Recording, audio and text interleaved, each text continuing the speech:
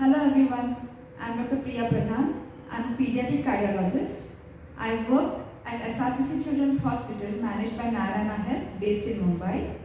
And today I'm here with a part of my team to clear some myths regarding congenital heart diseases. So it's my privilege to introduce to you my whole team. Congenital heart disease needs a big team for its treatment. So we have cardiac surgeons, cardiologists, intensivists, radiologists, these are the doctors, and also a lot of paraclinical staffs like the occupational therapists, physiotherapists, perfusionists, nurses. We need all of them for any child to get the best treatment. And I'm honored to introduce to you this esteemed team today. This is a part of my team, Dr. Pradeep Kaushik. He's our head of the unit. He's a pediatric cardiac surgeon and he has a vast experience of more than 20 years in treating various types of congenital heart diseases. Next to Dr. Pradeep is Dr. Dipesh.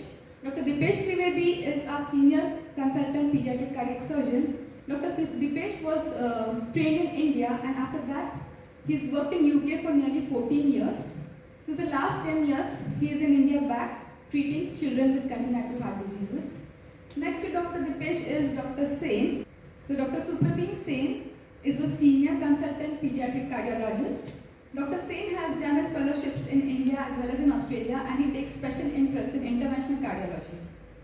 I'm also happy to introduce our cardiac intensivist and anesthetist Dr. Vaibhav Dabe and Dr. Lokamudra.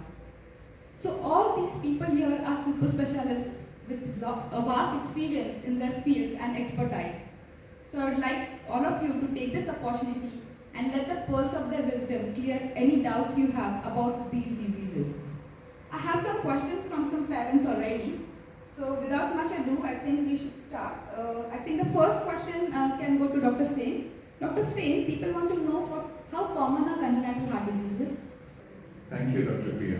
So the incidence of congenital heart disease is 8 to 10 per thousand live births, or approximately 1% of the general population. And in India, looking at the birth rate, we estimate that every year 240,000 children are born with congenital heart defects. I can see another very frequently asked question, that is, maybe Dr. Pradeep, you can answer this one. So what is the success rate of pediatric heart surgery? Any heart operation is a big operation, but with our expertise and the team available, this risk has reduced to 1 to 2% in the heart surgeries, whatever we have done here so far at SRCC Children's Hospital. So in short, 98% of the babies who have undergone the heart surgeries, they go home after the treatment successfully. This question I think would go to Dr. Dipesh. Dr. Dipesh, people want to know whether congenital heart disease can be cured by a single heart surgery. Thank you, Priya. Many parents think that congenital heart disease operation, when you do one operation, the child gets better once and for all. But unfortunately, that is not the case. However, 80% of the patients do get better after one surgery and they don't need any other operation. But there are few complicated cases or complicated problems which require 1, 2 or sometimes even 3 operations over the childhood, maybe immediately after the birth, couple of months later, few years later. But these children also do get better. They go to the normal school and can grow up to normal young and women like we expect from a normal child. This question goes to you, Vaibhav. How long do the cardiac procedures take? So there are 2 places where we treat our cardiac lesions. Interventional cardiac procedures are done by Dr. Sen and Dr. Priya. These procedures can take, say, from diagnostic, say, from half an hour, 45 minutes to simple procedure can be over in an hour or so. And complex procedure may take up to 2 to 3 hours depending upon the type of lesion and the procedure needed. Surgery will take around 3 hours to 5 to 6 hours with anesthesia time separately around, say, 45 minutes to around 1.5 hours. It might take sometimes. If the kid is too small or emergency procedure is there, it might take longer. Dr. Lopa, can you tell us how long is the post-procedural period? Thank you, Priya. Depending on the surgery, if it is an interventional procedure. So usually our patient go home in next day only.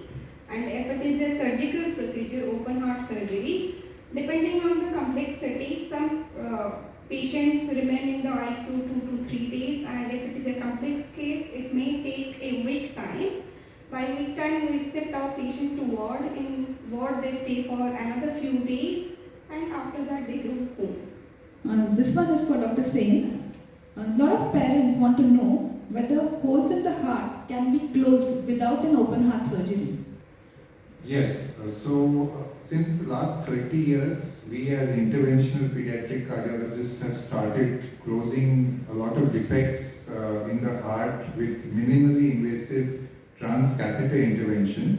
And in these procedures, we go from the vessels in the child's groin, so in the legs, into the heart. We put in catheters, and then we can close holes, we can open up blocked valves.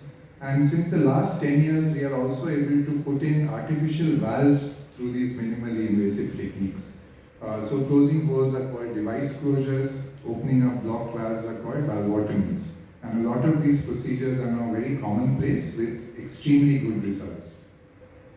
Dr. Dipesh, would you tell us what kind of investigations or procedures a patient needs to undergo before the plan for the treatment is decided? Every child needs a detailed assessment. First of all, we take a detailed history from the parents. Many times the history is provided to us by the referring pediatrician in the field, as well as from the family doctor of the patient. Once we see the patient, we do the vitals of the patient like height, weight, heart rate, blood pressure. More important is oxygen saturation. Following this, the standard investigation is ECG and X-ray. It just gives us a basic idea how the things are. We examine the child in detail, and the most mainstay of investigation is echocardiography. Majority of the patients are diagnosed clearly after the echocardiography, and at the end of the echocardiography, we have some certain plan, and many patients go ahead from there to the treatment procedures, either in catheter intervention, ortho surgery, or medical management as per the disease. Some of the patients who are complex or difficult, or sometimes when we need to plan exactly how the surgery is to be done or how the intervention is to be done, the patient needs additional investigation. These are CT scan of the chest, MRI of the chest, as well as cardiac catheterization. Cardiac catheterization is something where pediatric cardiologists put the small catheters in through the groin into the various chambers of the heart. We see the blood pressures in the heart as well as the oxygen level in the heart. Once all these investigations are done, we sit together in what is called cardiac catheter conference. All of our team is there, and we chart out whole of the cases presented, history as well as the examination, and all the data is analyzed.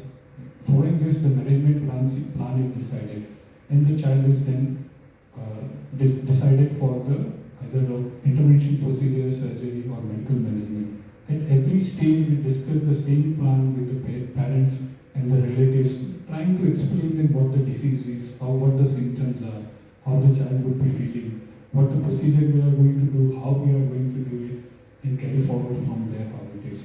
We convey this plan to our referring pediatricians in the field as well as the general doctors, and our patients and our parents and relatives are always welcome to us and ask us questions at any point of time during the care. The next question I would like to ask Dr. Pradeep. This question is whether these children after surgery can lead a normal life.